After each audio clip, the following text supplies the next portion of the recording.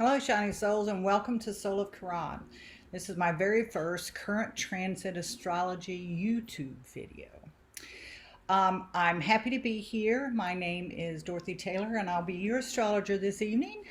At the time of this recording, the moon is in Libra, and we'll move into the sign of Scorpio on May 14th. So today is May 13th. Scorpio is where this weekend's total lunar eclipse will take place. So we're getting ready for that. Now, because we're feeling like we're getting ready for that, if you take a look at your inner radar, you might feel a little bit of the intensity that's coming with this eclipse and a shifting of the planetary energy that's currently at play. A sense of confusion when it comes to knowing exactly what we're supposed to do, though. So this is making us feel a little bit anxious. Well, hopefully I can help you out with that. There will be a lot of activity this week, but this discussion will center on a few of the major alignments. For instance, the total eclipse that is happening from Taurus to Scorpio, and this chart is cast for the time of the eclipse. The Mercury retrograde, the upcoming Mars-Neptune alignment, and Jupiter moving into Aries, and a few little statements about Pluto's involvement, and that's probably about all we'll cover in this video. Except for I will say a little bit about Saturn's alignment with this eclipse. Eclipses are not that rare in astrology. They happen about twice a year, normally about 6 months apart. And during an eclipse season, it can occasionally happen that there are 3 eclipses in a series, but for the most part, there are 2 eclipses each season, one being a solar eclipse and one being a lunar eclipse. The solar eclipse took place in this series, this set, on April 30th, and the new eclipse, the full moon total eclipse, which should be visible for some of us, if not all of us, will take place on the 17th. So the signs involved tell us the energy of the eclipse, and they point our focus to the particular type of polarity that we'll be dealing with. And for this eclipse, it is Taurus and Scorpio. Taurus is about personal resources, about our personal values, our own self-respect and confidence, and how we feel grounded and safe and secure on the planet. It can be about personal resources that are tangible, like money or land or that kind of thing. But the overall tone is I have, so what belongs to you as an individual, and the polarity is we have, or what belongs to you and another, usually a partner.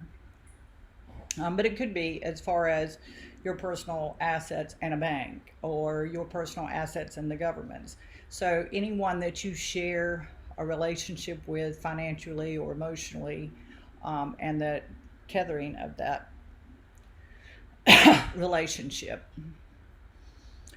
The eclipse later this year will have the sun in Scorpio, and the new moon will be in Scorpio. New moon eclipse will be in Scorpio, and then the full moon will be in Taurus for that eclipse. So, since we've talked about what the eclipse is really pointing to about what you have and what you share with others, willingly or unwillingly, one of the themes that comes up is, do you and your partner have enough self-respect and confidence to share fully with each other, if we're talking about intimate relationships or even a partner in a business?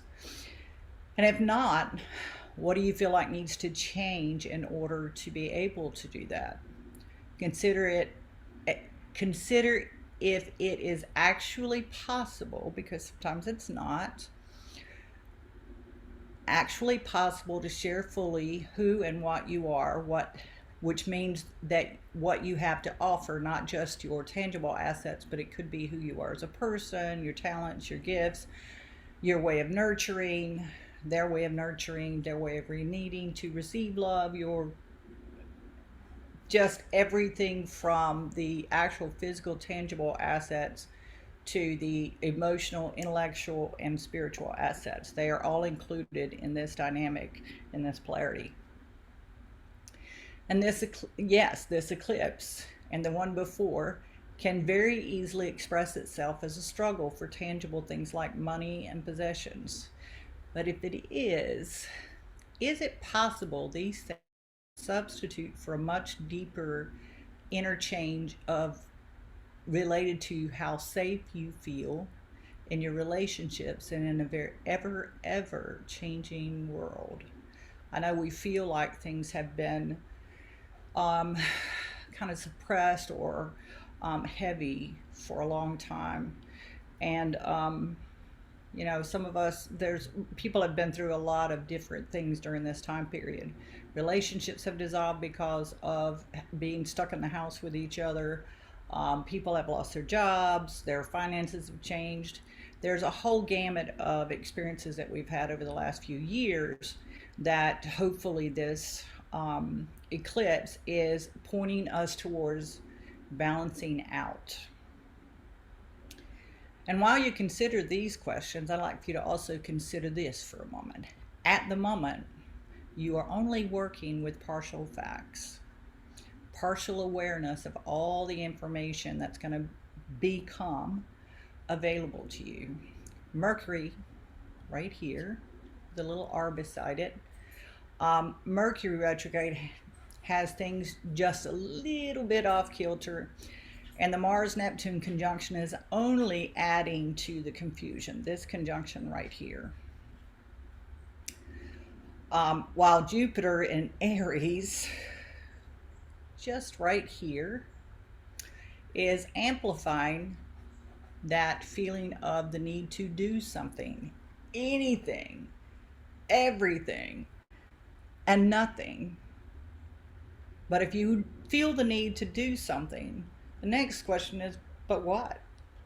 Well, we don't really know yet what right action would be, because the energy is so confused between the Mercury retrograde, going back, reviewing our perceptions of our understanding of things, and also this Mars Neptune conjunction. And Mars is action, the action would be able to take, and of course Neptune is kind of like operating underwater or through a veil. It's very hard to pinpoint exactly where things are.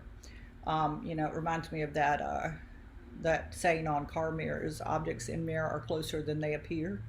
And so, you might misjudge that distance. If you're reaching for something or diving for something in the water, it's not exactly where you saw it or thought it was when you were diving down in that water. And so you have to make an adjustment on your way down and find where it really is. So there's just a little murkiness to what is going on right now. But both Mercury's retrograde and Saturn square to the eclipse are encouraging you. This is Saturn, and they're both encouraging you to take your time, to be diligent about gathering information and reorganizing what you learn as it comes in, re-examining your expectations, your perceptions, review your assets, including your own gifts and talents going forward, and look again at what's behind the choices and actions you or others may have in the works. Would those choices be different if you had and or told yourself the whole story? If you allowed yourself to become consciously aware of the emotional contracts, the weight, the bonds that bind you and help you to feel that you need to remain the same within your relationships and circumstances. Even when people say something is a problem, a circumstance is a problem, or a thing is a problem, they're still getting something out of that situation, or they would change it. That's just a basic fact. So, somebody who has a bad habit like drinking too much or driving too fast, any of those things, they get something out of it. Maybe the rush, maybe they like the animosity and this power struggle with authority figures. Maybe the drinker loves numbing himself out so he can suppress his desires for other things that might rock the boat within his relationship. Um, so we have to consider what we're getting out of something that we feel like needs to stay the same. Um, what value would it have in the world if you did bring this out? If you brought this to awareness out into the open and shared it freely, what value do you think you or someone else would gain from it, and how? Well, that is pretty much it, shiny souls. We have not been on here long, but we have discussed a lot of elements of this astrology. Jupiter is definitely pushing you to act. Mars and Neptune are making those actions kind of cloudy. And one thing I did want to bring up is that Mars and Jupiter are in mutual reception. Jupiter actually co-rules Pisces, and Saturn rules Aries. And so when that happens, when planets are in each other's signs, they have a special relationship. And so they're sending each other information from their home. It's like me being in your home and you being in my home. We call each other on the phone and we share information, or we ask where things are. We encourage each other in a different way. Let's say I'm more assertive than you are, and maybe you want to know how to be assertive, so you come over to learn from me how to be assertive, and I want to learn from you how to be more diplomatic, which is not my strong suit, by the way. So they're sharing information, and this is making this eclipse even more filled with anxiety, because they're not functioning fully while Neptune is in between. Again, it's like those signals are getting disrupted. The electrical waves are just not, they're meeting resistance, but not a very subtle resistance. They're just getting scrambled. They're not clear. And so, we want to pay attention to that Mars and Jupiter experience right here too. And this will start working itself out. Mercury is going to be retrograde until June 3rd. However, this conjunction is exact on May 18th or 17th, the day after the eclipse. And so, we're being pushed to figure out what needs to change and how to change it. So what actions do we need to take to change it?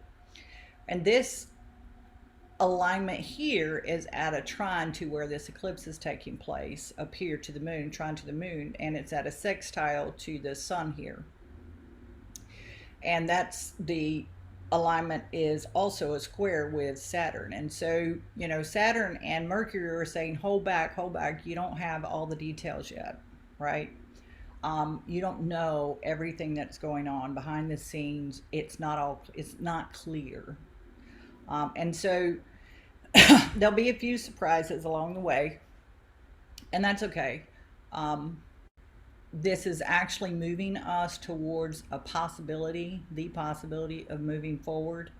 Once the sun has this eclipse, it is finally on the other side of the nodes. If you notice, this is the north node, this is the south node.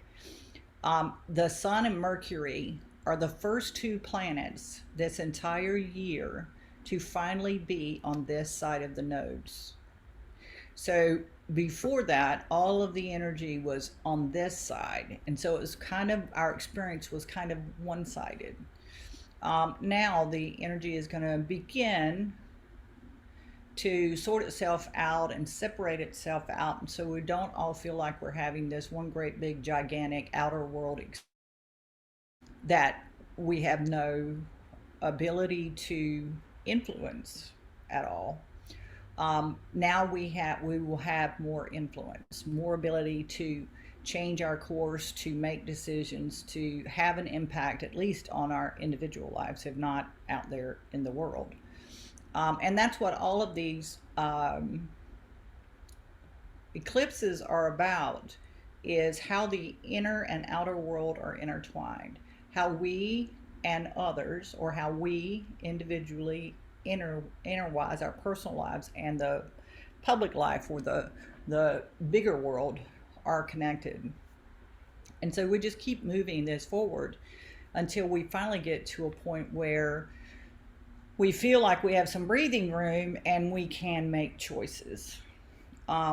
This has been going on for a long time, like several years now, with the major slower moving planets all acting over here, mostly in the outer world signs, with Uranus being kind of the lone character here. The slower planets tend to define a generation or define a world experience, where the faster moving planets are our individual experience through that process. So there it is. That's it, shiny souls. I hope you enjoyed it. A look at this week's astrology, and at least one idea of how it may be expressing itself in your own life. If it seems a little heavy, it is.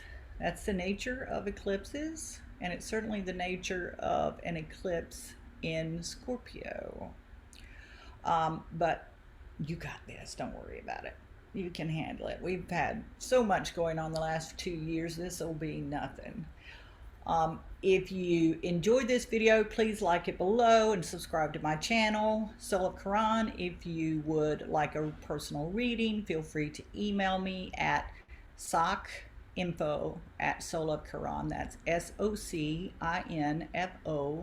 at SOULOFCHIRON.com, or visit my website for a complete list of services. We will see you soon. Have a wonderful week.